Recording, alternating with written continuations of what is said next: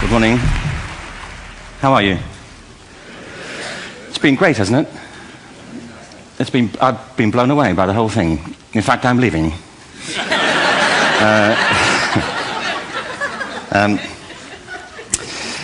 There have been three themes, haven't there, running through the conference, which are relevant to what I want to talk about. One is the extraordinary evidence of human creativity in all of the presentations that we've had and in all the people here. Just the variety of it and the range of it. The second is that it's put us in a place where we have no idea what's going to happen in terms of the future. No idea how this may play out. I have an interest in education. Actually, what I find is everybody has an interest in education. Don't you? I find this very interesting. If you're at a dinner party and you say you work in education, actually, you're not often at dinner parties, frankly,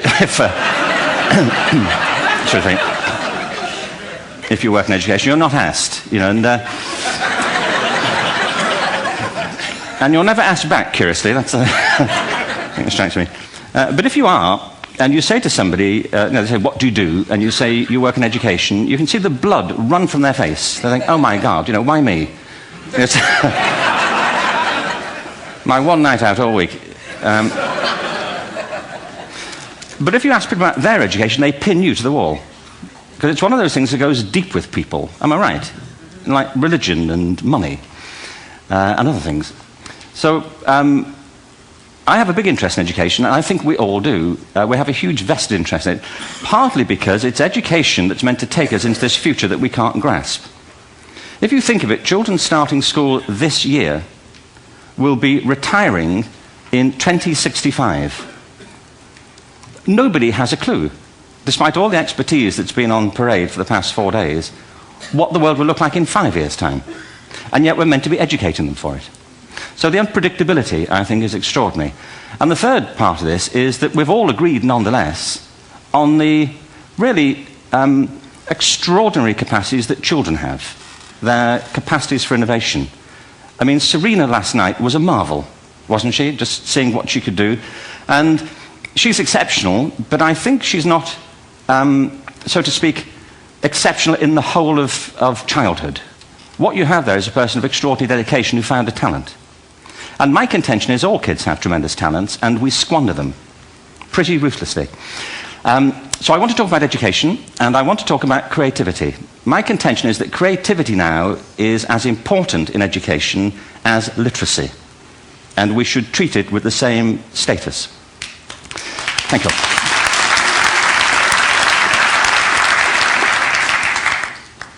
That was it, by the way. Thank you very much. So, 15 minutes left. Well, I was born... No,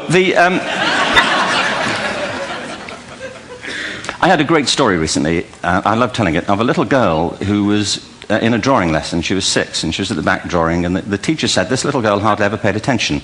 And in this drawing lesson, she did. And the teacher was fascinated. She went over to her and she said, what are you drawing? And the girl said, I'm drawing a picture of God.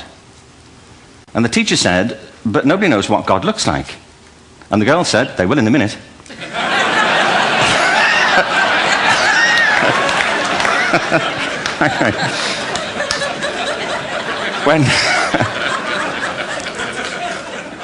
When my son was 4 in England, actually he was 4 everywhere, to be honest. I mean, if we're being strict about it, wherever he went, he was 4 that year. But he was in the Nativity play. Do you remember the story? No, it was big. It was a big story. Mel Gibson did the sequel. You may have seen it. I don't know. It was Nativity 2. But James got the part of Joseph, which we were thrilled about. We consider this to be one of the lead parts. We had the place crammed full of agents and T-shirts. You know, James Robinson is Joseph. He didn't have to speak. But do you know the bit where the 3 kings come in? They come in bearing gifts, and they bring gold, frankincense, and myrrh. This really happened. We're sitting there, and they, I think, just went out of sequence. Because we talked to the little boy afterwards and said, you know, are you okay with that? And they said, yeah, why was that wrong? They just switched. I think that was it. Anyway, the 3 boys came in, little 4-year-olds with tea towels on their heads, and they put these boxes down. The first boy said, I bring you gold. And the second boy said, I bring you myrrh. And the third boy said, Frank sent this.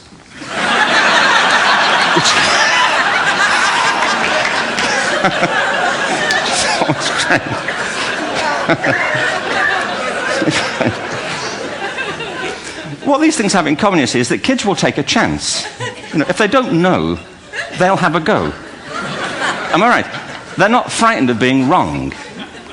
Now, I don't mean to say that being wrong is the same thing as being creative. What we do know is, if you're not prepared to be wrong, you'll never come up with anything original. If you're not prepared to be wrong. And by the time they get to be adults, most kids have lost that capacity. They have become frightened of being wrong. And we run our companies this, by the way. We stigmatize mistakes. And we're now running national education systems where mistakes are the worst thing you can make. And the result is that we are educating people out of their creative capacities. Picasso once said this. He said that all children are born artists. The problem is to remain an artist as we grow up. I believe this passionately, that we don't grow into creativity, we grow out of it. Or rather, we get educated out of it. So why is this? I lived in Stratford-on-Avon until about 5 years ago. In fact, we moved from Stratford to Los Angeles. So you can imagine what a seamless transition this was from LA. Actually, we lived in a place called Snitterfield, just outside Stratford, which is where Shakespeare's father was born. Are you struck by a new thought? I was. You don't think of Shakespeare having a father, do you? Do you? Because you don't think of Shakespeare being a child. Do you? Shakespeare being 7. I never thought of it.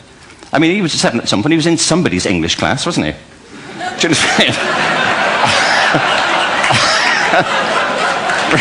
Really? How annoying would that be?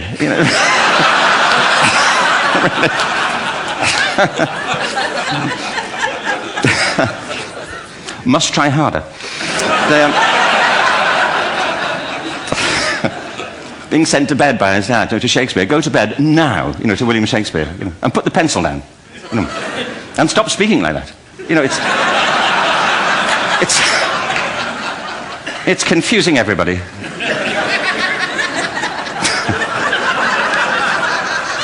Anyway,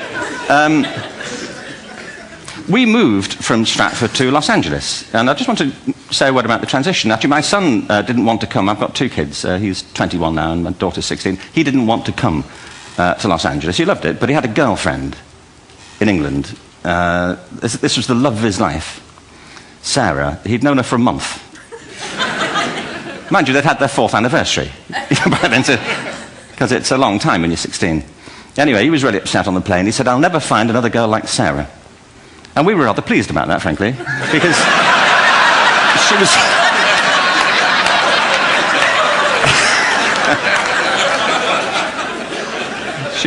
she was the main reason we were leaving the country.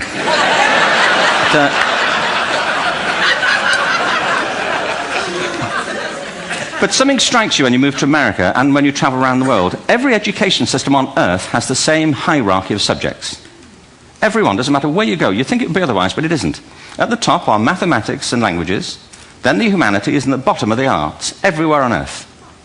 And in pretty much every system too, there's a hierarchy within the arts. Art and music are normally given a higher status in schools than drama and dance. There isn't an education system on the planet that teaches dance every day to children the way we teach them mathematics. Why? Why not? I think this is rather important. I think maths is very important, but so is dance. Children dance all the time if they're allowed to. We all do. We all have bodies, don't we? Did I miss a meeting? I think... Truthfully, what happens is, as children grow up, we start to educate them progressively from the waist up. And then we focus on their heads, and slightly to one side.